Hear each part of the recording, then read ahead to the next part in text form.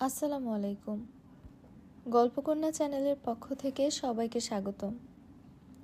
আজকে পড়ে শোনাব হুমায়ূন আহমেদের লেখা একটি ছোট গল্প, অঙ্কশ্লোক। শুরু করছি অঙ্কশ্লোক। পাখির ডাকে যে সত্যি সত্যি ঘুম ভাঙতে পারে এই ধারণা আমার ছিল না। শহরে পাখি তেমন নেই, আর থাকলেও তারা সম্ভবত ভোরবেলায় এত ডাকাডাকি পছন্দ করে না।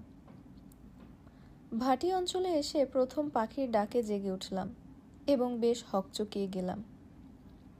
নানান ধরনের পাখি যখন একসঙ্গে ডাকাডাকি করতে থাকে তখন খুব যে মধুর অবস্থার সৃষ্টি হয় তা নয়। আমি বিছানায় উঠে বসতে বসতে বললাম, ব্যাপার কি, কিসের হইচই? আমার বন্ধু করিম ঘুম ঘুম গলায় বলল, পাখি ডাকছে, এরা বড় যন্ত্রণা করে, তুই চাদরে মুখ ঢেকে শুয়ে থাক।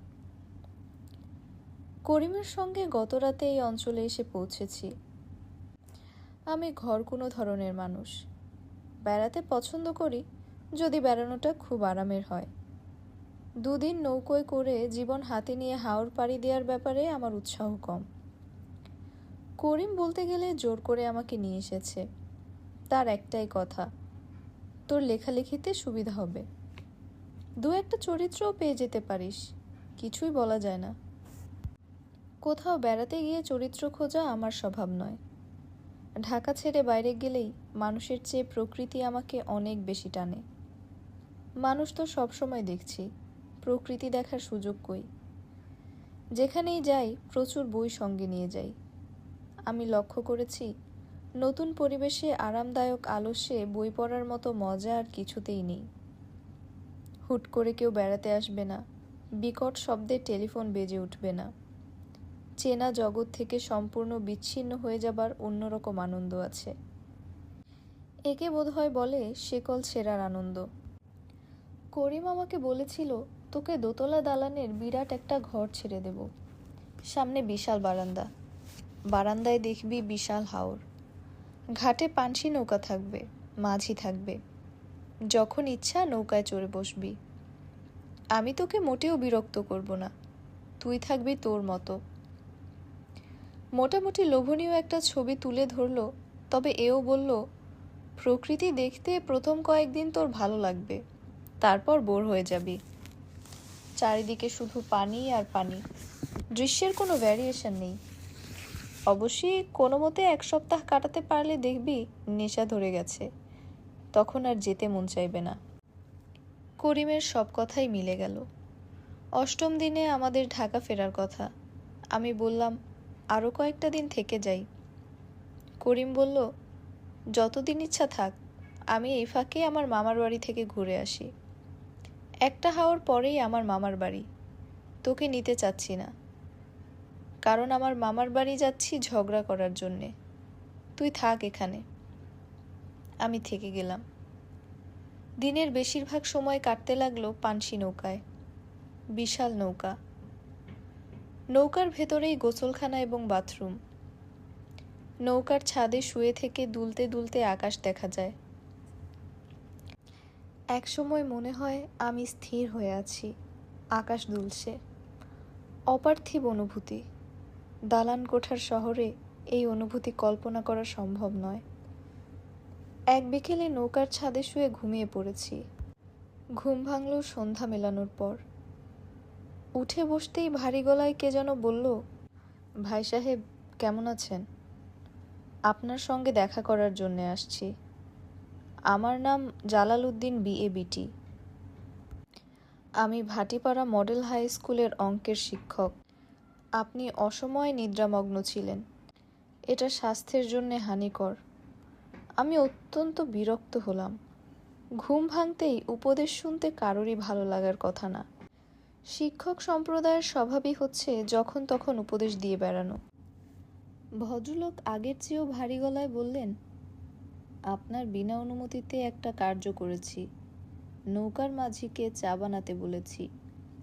নিজে এক পেয়ালা খেয়েছি, এখন আপনার সঙ্গে আরেক পেয়ালা খাবো। যান, মুখ ধুয়ে আসুন। শহরের বেশিরভাগ লোক মুখ না ধুয়ে চা খায়, স্বাস্থ্যের জন্যে হানিকর।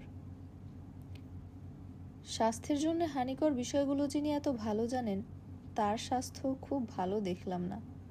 রোগা কাঠি, মুখ ভর্তি কাঁচা পাকা দাড়ি, যক্ষ্মা রোগীর চোখের মতো উজ্জ্বল চোখ, বয়স 50-এর উপরে, পায়জামার উপর কালো রঙের পাঞ্জাবি। আমি বললাম, আপনি কি বিশেষ কোনো কাজে এসেছেন, না এমনি গল্পগুজব করতে এসেছেন? কাজে এসেছি, গল্পগুজব করে নষ্ট করার সময় আমার নাই, আপনারও নিশ্চয়ই নাই। লোকমুখে শুনেছি আপনি গল্প উপন্যাস লেখেন, অবশ্য পড়া হয় নাই, সময়ের বড়ই অভাব।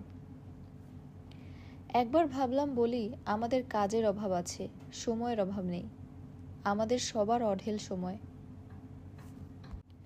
বললাম না, কথাবার্তা বলে এই মানুষটিকে প্রশ্রয় দেওয়া ঠিক হবে না। শিক্ষক শ্রেণীর কেউ কথা বলার প্রশ্রয় পেলে অনবরত কথা বলবে। ফরিদপুরে একবার এমন একজনের সাক্ষাৎ পেয়েছিলাম।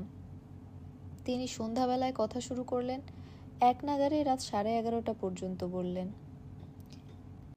কেউ কিছু বলতে গেলেই হাত তুলে বলেন, 1 মিনিট, আমি আমার কথাটা শেষ করে নিই, তারপর যা বলার বলবেন। এই জালালউদ্দিন বিএবিটিও সেই ধরনের কোনো মানুষ কিনা কে জানে। আমি সিগারেট ধরাতে ধরাতে বললাম, আপনি কি সিগারেট খান মাস্টার সাহেব? তিনি বিরক্ত মুখে বললেন, স্বাস্থ্যের জন্য হানিকর জিনিস পরিহার করি, চা পরিহার করতে পারি নাই, লেখালেখি করি, এই জন্যে চাটা প্রয়োজন হয়। আমি অত্যন্ত শঙ্কিত বোধ করলাম। অতীত অভিজ্ঞতায় দেখেছি, গ্রামেগঞ্জে যেসব লেখক আছেন তারা শহরের শ্রোতা পেলে সহজে ছাড়েন না, জীবন অতিষ্ঠ করে তুলেন। জালালউদ্দিন বিএবিটি বললেন, আমি কাব্য চর্চা করি। আমি চুপ করে রইলাম। এইসব ক্ষেত্রে উৎসাহসূচক কোনো কথাই বলা উচিত না। আপনার মনে হয়তো প্রশ্নের উদয় হয়েছে, অঙ্কের শিক্ষক হয়ে কাব্যচর্চা কেন করি? আমার মনে এই জাতীয় কোনো প্রশ্নের উদয় হয়নি। অঙ্কের শিক্ষক কাব্যচর্চা করতে পারবেন না এমন কোনো কথা নেই। সঠিক বলেছেন, তবে আমি প্রথাগত কবি নই, আমি গোটা পাটিগণিত কাব্যে রূপান্তরিত করছি। বলেন কি? আপনি হয়তো ব্যাপারটা বুঝতে পারছেন না, উদাহরণ দিয়ে বুঝিয়ে দেই। পাটিগণিতের একটি অঙ্ক আছে এই রকম, ক একটি কাজ 15 দিনে সম্পন্ন করিতে পারে, খ সেই কাজ 30 দিনে সম্পন্ন করে, ক ও খ মিলিতভাবে সেই কাজটি কত দিনে সম্পন্ন করিবে। এই অঙ্কটি আমি কাব্যে রূপান্তরিত করেছি। আপনি কি শুনবেন? অবশ্যই শুনব। জালালউদ্দিন বিএবিটি গম্ভীর স্বরে আবৃত্তি করলেন। করিম রহিম ছিল সহোদর ভাই, করিমের যে শক্তি রহিমের তা নাই। করিম যে কর্ম মাত্র 15 দিনে করে, সেই কর্ম রহিম করে 1 মাস ধরে।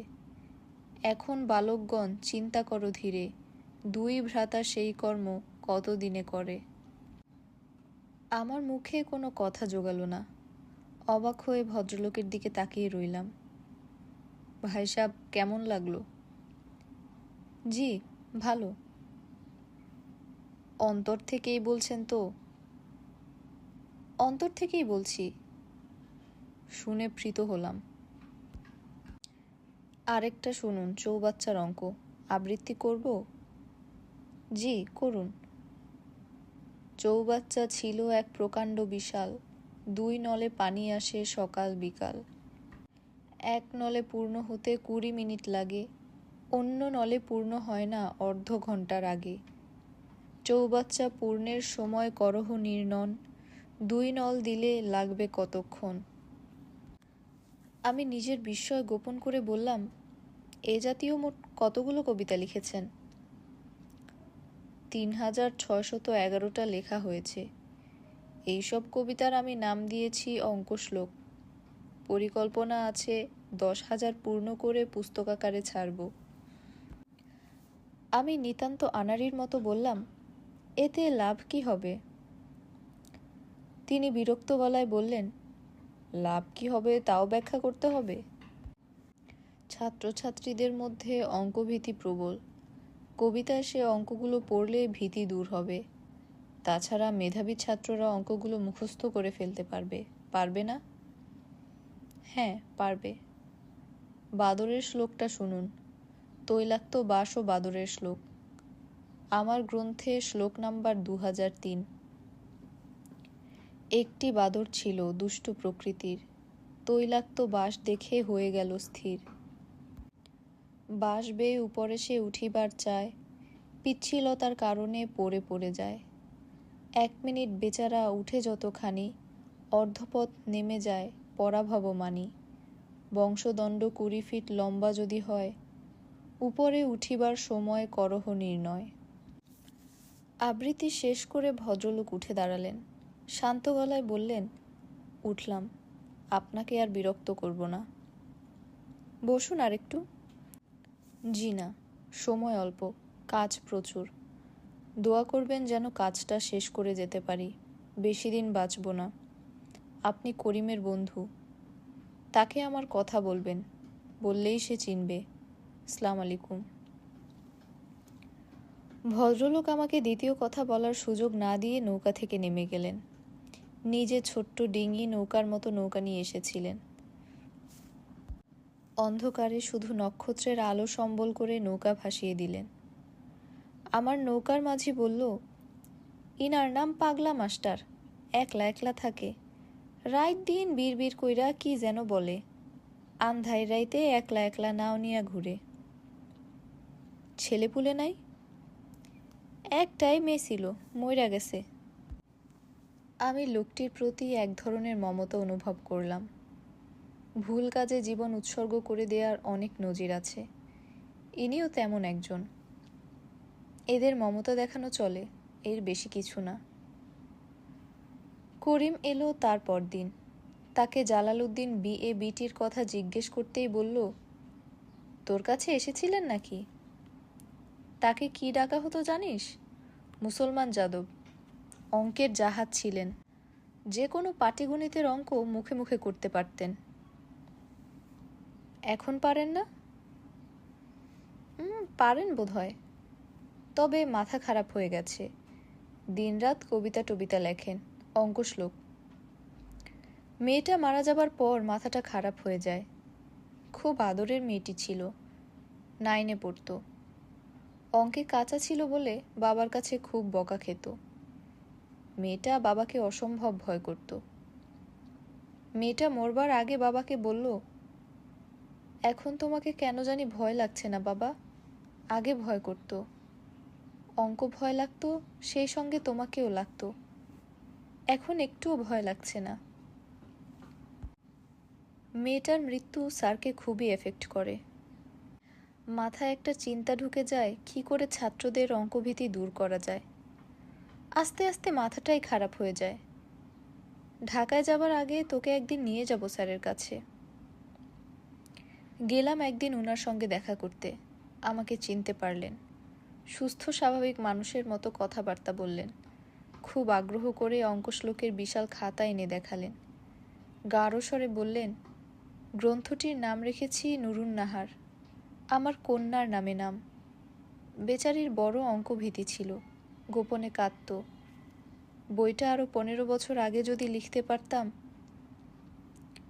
জালালউদ্দিন সাহেবের চোখ দিয়ে টপ টপ করে পানি পড়তে লাগলো। অনেক কষ্টে নিজেকে সামলালেন। আমার দিকে তাকিয়ে নিচু গলায় বললেন, একটু দোয়া রাখবেন, কাজটা যেন শেষ করতে পারি। শেষ হলো হুমায়ুন আহমেদের লেখা ছোট গল্প অঙ্ক শ্লোক। গল্পটি আপনাদের কেমন লেগেছে অবশ্যই জানাবেন। ধন্যবাদ।